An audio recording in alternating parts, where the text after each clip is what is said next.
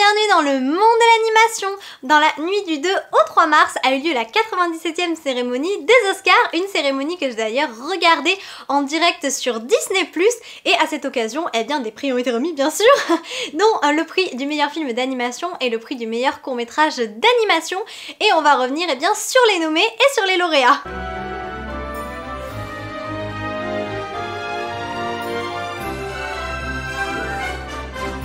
Alors, cette 97e cérémonie des Oscars a été diffusée pour la toute première fois en direct sur Disney+, et j'ai trouvé que c'était un format extrêmement bien fait. C'est vrai que d'habitude c'est toujours la croix et la bannière pour regarder les Oscars, où il faut souscrire un abonnement, ou alors il faut checker les vidéos un peu à droite à gauche, parce que moi j'adore regarder les Oscars, je fais ça chaque année, et là j'ai trouvé que c'était bien fait, d'autant plus que les coupures pub américaines étaient remplacées eh bien, par le discours d'une journaliste qui faisait un petit peu un récapitulatif entre eh bien, chaque remise de prix, donc j'ai trouvé que vraiment la cérémonie était magnifique et qu'en plus le format sur Disney+ était très intéressant, et donc je me suis régalée à regarder cette cérémonie. Mais bien sûr, vous vous en doutez, la catégorie qui m'intéressait le plus quand même c'était la catégorie d'animation, plus particulièrement des films d'animation, même si j'étais aussi intéressée par celle des courts-métrages d'animation.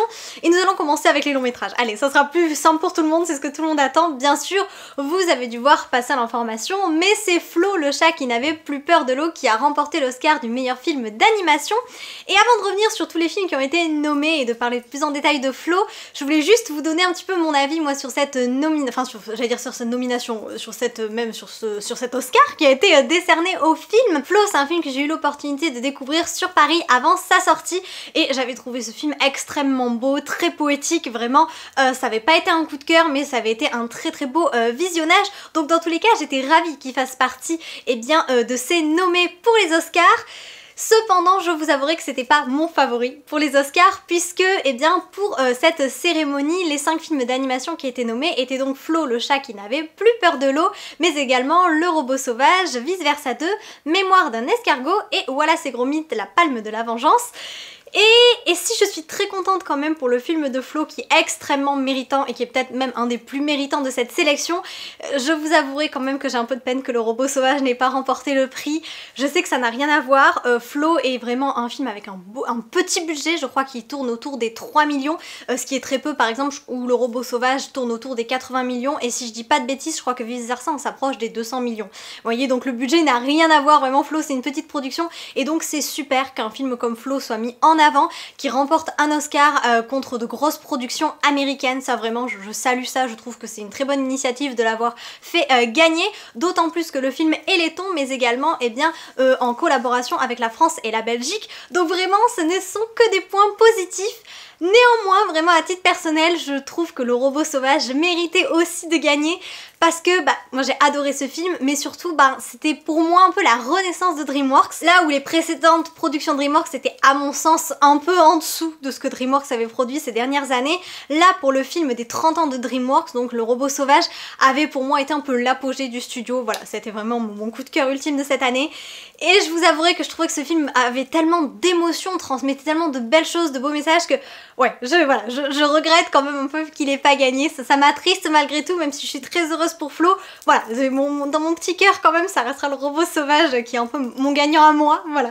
Donc c'est pour ça que je voulais quand même un peu le préciser en début de vidéo, pour vous donner un peu mon avis sur tout ça, mais bien sûr Flo est extrêmement méritant, et c'est bien qu'une plus petite production soit mise à l'honneur, c'est extrêmement rare, ce sont toujours des grosses productions qui remportent les Oscars. On a l'habitude de voir beaucoup de Disney, de Pixar, à la rigueur des Ghibli, mais c'est vrai qu'un petit studio comme ça c'est rare, donc voilà. Moi je trouve que c'est bien, mais voilà, Le Robot Sauvage restera malgré tout un regret. Parlons donc à présent plus en détail du film de Flo, donc de son titre original qui est réalisé par Gins Zilbalodis. Et Flo, il n'est pas seulement lauréat de l'Oscar du meilleur film d'animation, mais il a également eu 6 récompenses au total, puisque quelques jours auparavant, il avait également remporté le César du meilleur film d'animation, ainsi que les Golden Globes, et il a également eu 2 autres prix, donc le prix de Lumière de la presse étrangère et le prix de la Fondation Gann pour le cinéma. Et je vous avouerai que sa victoire aux Oscars ne me surprend pas vraiment.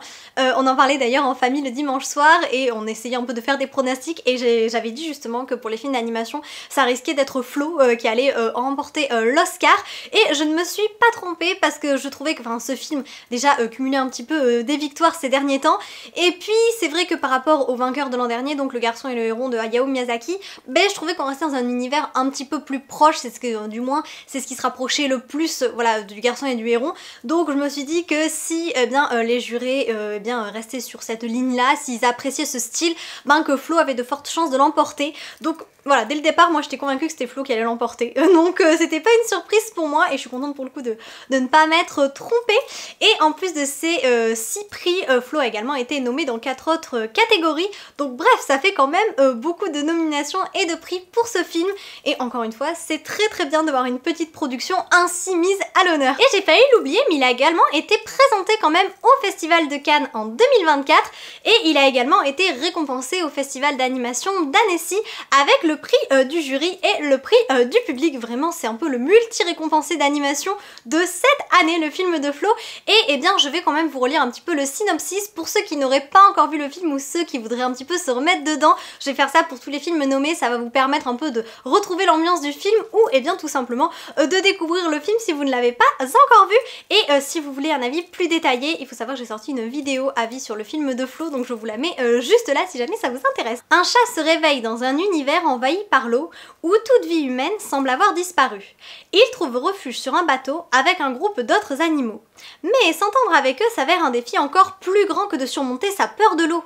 Tous devront désormais apprendre à surmonter leurs différences et à s'adapter au nouveau monde qui s'impose à eux. C'est vraiment un film qui se passe au cœur de la nature, il n'y a pas d'humain, c'est un film qui est centré uniquement sur les animaux et la nature, mais également sur la différence, sur l'acceptation de l'autre. Bref, c'est un film qui véhicule de beaux messages et de belles valeurs, et il fait un petit peu écho au premier film du réalisateur, donc de James Balodis, qui avait également sorti en 2019 un film qui se nommait Away, et qui a été traduit par ailleurs en version française, et pareil, qui était une ode à la nature, donc je vous le recommande également si vous ne l'avez pas vu. C'est un très beau film d'animation, donc voilà, on va dire que c'est un réalisateur qui prend doucement sa place, voire rapidement sa place actuellement dans le monde du cinéma d'animation. Passons à présent aux films qui ont malgré tout été nommés aux Oscars, qui pour moi méritent qu'on parle d'eux, parce que quand un film est nommé aux Oscars, c'est pas rien quand même. Arriver à franchir cette étape-là, c'est quand même une énorme consécration pour les réalisateurs et pour les équipes qui ont travaillé sur les films.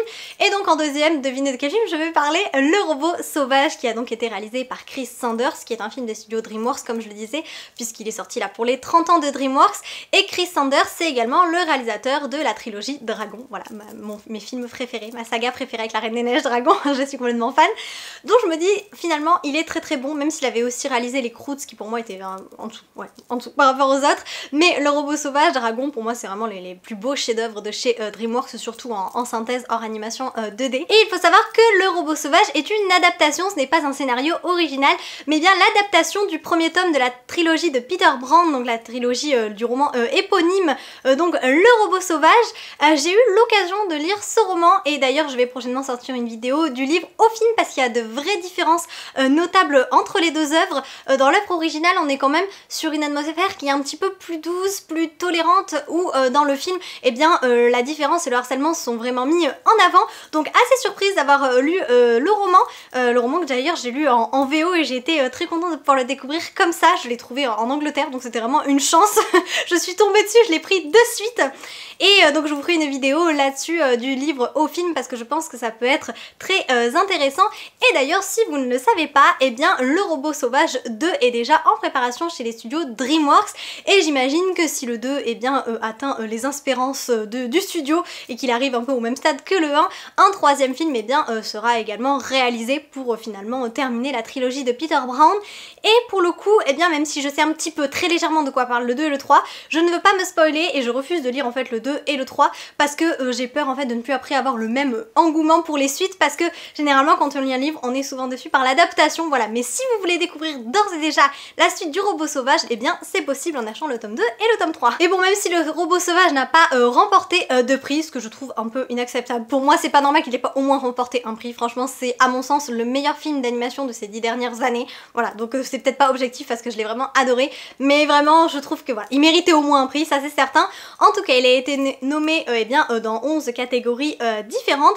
Il a été notamment nommé aux Golden Globes, aux BAFTA Awards, aux Oscars, bref, il a eu plusieurs nominations quand même assez prestigieuses, notamment bon, pour le meilleur film d'animation bien sûr, mais également pour le meilleur son et pour la meilleure musique. Et c'est vrai que les musiques du Robot Sauvage sont très belles, et la chanson Kiss the Sky, je n'en parle même pas, je l'écoute en boucle depuis que le film est sorti. Donc voilà, à mon sens, c'est un film qui méritait réellement d'être récompensé parce que c'était vraiment un projet exceptionnel à mon sens. L'incroyable épopée d'un robot, l'unité Rozoom 7134, alias Rose, qui après avoir fait naufrage sur une île déserte, doit apprendre à s'adapter à un environnement hostile en nouant petit à petit des relations avec les animaux de l'île. Elle finit par adopter le petit Dunois, un oiseau qui se retrouve orphelin. Continuons toujours avec les grosses productions américaines avec la nomination de Vice Versa 2. Vice Versa 2 qui a été réalisé par Kelsey Mann, qui n'était pas le réalisateur de Vice Versa 1. Vice Versa 1 qui est donc sorti en 2015 et qui a été réalisé par Pity Docter et Ronaldo Del Carmen, qui ont donc cédé leur place pour ce deuxième volet. En 2015, c'est Vice Versa qui avait remporté l'Oscar du meilleur film d'animation. Là, malheureusement, Vice Versa 2 ne l'a pas eu, et pourtant le réalisateur, qui a d'ailleurs été interviewé juste avant la remise des prix, disait que pour lui c'était déjà presque une consécration de se retrouver là, que je sais pas s'il l'avait imaginé finalement, qu'à la base Vice Versa 2 n'était même pas prévu au programme, et que c'était suite évidemment au succès du premier film que le 2 a finalement été mis en route. Parce que oui, Vice Versa 1 avait quand même rapporté 858 millions de dollars, ce qui est assez énorme, et d'ailleurs il y avait un tel engouement autour de cette duologie que quand la bande-annonce de Vice Versa 2 est sortie, elle a fait plus de vues en une journée que celle de La Reine des Neiges 2. Oui, malheureusement, vous sentez mon cœur qui se serre et qui se brise en mille morceaux. Donc bref, c'est pour montrer que vraiment Vice Versa 2 était extrêmement attendu. Et en France, Vice Versa 2 a quand même fait plus de 8 millions d'entrées, donc comme Vaiana 2 à peu près. Ce sont des films qui ont extrêmement bien marché. Disney a repris du poil de la bête après l'échec de Wish, Chat et la bonne étoile. On replonge dans l'esprit de Riley, nouvellement adolescente, au moment où le quartier général subit une démolition soudaine pour faire place à quelque chose de tout à fait inattendu. De nouvelles émotions. Joie, tristesse, colère, peur et dégoût, qui ont longtemps mené les opérations avec succès, ne savent pas trop comment se sentir lorsque anxiété, envie, ennui et embarras font leur apparition. Et pour la petite anecdote, je ne sais pas si vous le savez, mais le réalisateur en a parlé aux Oscars, l'actrice française Adèle Exarchopoulos, qui est donc la voix française notamment de Flamme dans Élémentaire, a été choisie pour faire la voix d'Ennui en version originale. Les studios voulaient absolument qu'Ennui ait une voix française, et donc ils ont demandé à Disney de leur envoyer plusieurs extraits d'actrices de voix française, et donc ils ont choisi Adèle, et en l'occurrence elle leur a demandé s'ils voulaient un accent comme les Américains se l'imaginaient ou s'ils voulaient vraiment un accent français, ils lui ont dit de garder vraiment sa voix. Et donc si vous regardez Vice Versa en version originale, vous entendrez donc la voix d'Adèle, mais surtout avec son accent vraiment français, et je trouve ça très très chouette, ce petit clin d'œil à la France dans Vice Versa 2. Continuons donc avec la dernière nomination américaine, enfin plutôt britannique américaine, puisqu'il s'agit de Wallace et Gromit, la palme de la vengeance. Je suis pas une très grande fan de tout l'univers Wallace et Gromit, l'animation stop motion comme ça qui est donc réalisée en pâte à modeler, c'est vraiment un style d'animation que je trouve très particulier, et parfois ça passe et parfois ça passe pas, et on va dire que j'ai peut-être plus d'accroche avec Chicken Run par exemple qu'avec Wallace et Gromit, donc je n'ai pas suivi toute la saga. Néanmoins celui-là il a vraiment été salué par la critique. C'est un film qui parle notamment de l'intelligence artificielle. Bref, j'ai l'impression qu'il a été extrêmement bien réalisé, surtout en termes de scénario. Il est réalisé par Merlin Crossingham et par Nick Park, et il est sorti directement sur Netflix à la fin de l'année 2024. Et s'il n'a pas remporté l'Oscar du meilleur film d'animation, il a quand même eu deux autres prix, notamment les prix aux BAFTA Awards, donc le prix du meilleur film d'animation et du meilleur film pour enfants et familles, et il a également eu 3 autres nominations, dont les Oscars bien sûr et les Golden Globes. Donc le film a plutôt bien marché. Si vous êtes des fans de Wallace et Gromit, n'hésitez pas à me dire ce que vous en avez pensé dans les commentaires, parce que c'est vraiment un univers où je m'y connais très très peu. J'avais pas accroché avec les premiers films de DreamWorks, donc c'est vrai que je n'ai pas suivi après la série, mais en tout cas je sais que celui-là il fait vraiment partie des meilleurs de leur leur production. Et c'est ce que je voulais souligner aussi, c'est que c'est bien que différents types en fait de films d'animation soient représentés aux Oscars, parce qu'on a de l'animation en synthèse, on a de l'animation là en l'occurrence en animation stop motion, et c'est pas le seul film puisque l'autre film dont je vais parler est également en pâte à modeler en animation stop motion, et je trouve ça très bien de diversifier un petit peu de tout. Dans les courts-métrages d'animation, on a de l'animation 2D, bref, il y a plusieurs styles d'animation qui sont représentés et ça fait plaisir de pas juste se cantonner bien à la 3D, à la synthèse habituelle que l'on a de plus en plus. Je trouve ça bien de pas perdre le charme des autres films d'animation, donc voilà, ça je trouve que c'est vraiment un point très positif, donc c'est bien que voilà ces gros mythes et le film ensuite qui a été également nommé soit présenté aux Oscars. Les craintes de gros mythes de voir Wallace devenir trop dépendant de ses inventions se révèlent fondées lorsque Wallace invente un gnome intelligent qui commence à prendre des initiatives. Lorsqu'il s'avère qu'une vieille connaissance en quête de vengeance pourrait être derrière tout ça, Gromit doit combattre des forces obscures et sauver son maître, ou Wallace pourrait bien ne plus jamais rien inventer. Comme je disais, le film fait vraiment mention de l'IA, donc de l'intelligence artificielle, et à une période où l'IA est en plein essor et prend de plus en plus de place aux grandes dames, je pense, déjà de nous, des spectateurs, mais surtout des professionnels, des artistes, des comédiens, des dessinateurs, bref, l'IA impacte énormément, et je trouve que d'avoir fait un film dessus pour aussi en partie sensibiliser, c'est vraiment une très bonne chose. Et enfin, le dernier film d'animation nommé dans les meilleurs films d'animation des Oscars 2025, il s'agit de Mémoire d'un escargot. Mémoire d'un escargot, c'est donc un film en animation stop motion en pâte à modeler, et on en a un peu moins entendu parler de celui-là, il n'était pas disponible partout en France, ce qui est vraiment regrettable. C'est un film qui nous vient d'Australie et il est réalisé par Adam Elliott, et pour ceux qui ne le connaîtraient pas, peut-être que vous avez déjà vu son précédent long métrage d'animation. Il s'agit de Marie et Max, encore une fois c'est un long métrage d'animation en animation stop motion en pâte à modeler. Il est sorti en 2009 et il avait été notamment lauréat d'un prix, puisque le réalisateur est lui-même d'ailleurs oscarisé. C'est uniquement son deuxième long métrage, Mémoire d'un escargot, mais il a réalisé entre temps beaucoup de courts métrages, et donc il avait gagné l'Oscar avec Harvey Crumpet donc en 2004, et c'était également donc un court métrage en pâte à modeler. Et Mémoire d'un escargot, comme ses précédents courts métrages si je ne dis pas de bêtises, c'est un film qui est exclusivement destiné à des adultes. Voilà, les thématiques abordées sont très sombres, donc ce n'est absolument pas pour des enfants, c'est bien quand même de le préciser, parce que souvent quand on voit une affiche on peut se douter, hein, je pense au Royaume des Abysses comme ça, comme ça, je sais pas pourquoi, mais on peut pas forcément se douter. Donc Mémoire d'un escargot, quand on voit l'affiche, même si les graphismes sont très monochromes, les couleurs sont un peu avec un côté Tim Burton, vous voyez, malgré tout, voilà, ça reste un film qui n'est pas pour les tout petits et les plus jeunes. Et si le film n'a pas gagné l'Oscar du meilleur film d'animation, il a malgré tout remporté un prix, donc le prix Cristal au festival d'animation d'Annecy, et il avait également été nommé dans les meilleurs films d'animation pour les Golden Globes, et la deuxième nomination c'était bien sûr celle des Oscars, of course. À la mort de son père, la vie heureuse et marginale de Grace Pudel, collectionneuse d'escargots et passionnée de lecture, vole en éclats. Arrachée à son frère jumeau Gilbert, elle atterrit dans une famille d'accueil à l'autre bout de l'Australie. Suspendue aux lettres de son frère, ignorée par ses tuteurs et harcelée par ses camarades de classe, Grace s'enfonce dans le désespoir. Jusqu'à la rencontre salvatrice avec Pinky, une octogénaire excentrique qui va lui apprendre à aimer la vie et à sortir de sa coquille. Bon, comme je disais, les thématiques abordées sont des thématiques assez sombres, donc réservées aux plus grands. Néanmoins, je trouve que quand même le film a un petit esprit quand même, je vous l'ai déjà dit, mais de Tim Burton. Je ne l'ai pas vu, mais pour avoir regardé la bande-annonce, je trouve voilà, qu'on s'inspire. Dès qu'un film est monochrome et surtout avec de la pâte à modeler, forcément il y a une inspiration un peu Tim Burton qui ressort. Et c'est un film que j'aimerais beaucoup voir, mais franchement c'est pas un film qu'il faut voir le jour où on déprime, parce que je pense que ça, voilà, ça ne fait pas aller mieux, mais c'est quand même un très beau film d'animation, j'imagine, à découvrir, et peut-être que le fait que le film soit nominé aux Oscars, ça permettra à un plus grand nombre de personnes de découvrir cet univers et les films et les courts-métrages donc d'Adam Elliott. Voilà donc pour le lauréat, elle est nommée dans la catégorie du meilleur film d'animation aux Oscars 2025. Passons à présent au meilleur court-métrage d'animation, toujours aux Oscars 2025. Je vais être un petit peu plus succincte cette fois-ci parce qu'il y a moins d'informations et c'est beaucoup plus difficile finalement de trouver ces courts-métrages. Vous savez déjà les films qui sont sont peu mis en avant, on n'a pas toujours la chance de les voir en France. Donc des courts-métrages c'est encore plus rare. Néanmoins il y a eu plusieurs nommés en collaboration avec la France, donc ça fait plaisir. Et celui qui a remporté remporté l'Oscar du meilleur court-métrage d'animation.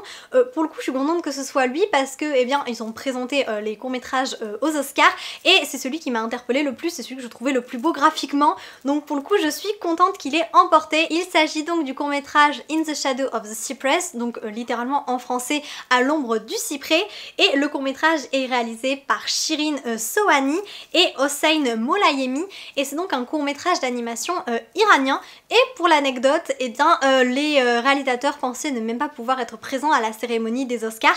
Leur avion s'est posé seulement 3 heures avant eh bien, la cérémonie, donc à Los Angeles, et la veille du départ, ils n'avaient même pas leur visa, donc ils pensaient ne même pas pouvoir être présents à la cérémonie, et en plus, bah voilà, ils ont emporté l'Oscar, donc vraiment, je trouve que c'était une très jolie anecdote.